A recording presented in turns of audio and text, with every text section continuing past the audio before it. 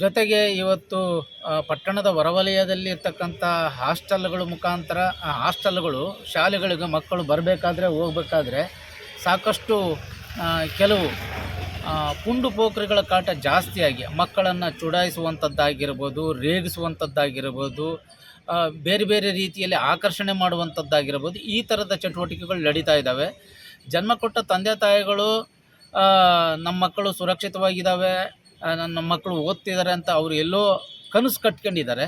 ಇಲ್ಲಿ ಆದರೆ ಪರಿಸ್ಥಿತಿಗಳು ಕೈ ಮೀರಿದಾಗ ತುಂಬ ಕಷ್ಟಕರವಾದಂಥ ಸಂದರ್ಭಗಳು ಎದುರಾಗ್ಬೋದು. ಅದಕ್ಕೆ ಸಂಬಂಧಪಟ್ಟ ರಕ್ಷಣಾ ಇಲಾಖೆಯು ಕೂಡ ಒತ್ತು ನೀಡಬೇಕಾಗಿದೆ.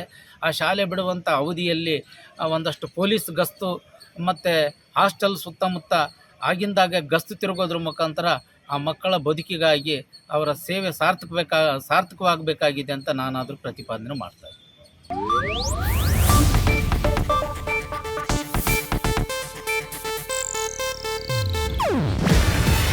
ಇದು ಏಷ್ಯಾನೆಟ್ ನ್ಯೂಸ್ ನೆಟ್ವರ್ಕ್ ಪ್ರಸ್ತುತಿ. ನೀವು ನೋಡ್ತಿದ್ದೀರಾ ಏಷ್ಯಾನೆಟ್ ಸುವರ್ಣ ನ್ಯೂಸ್.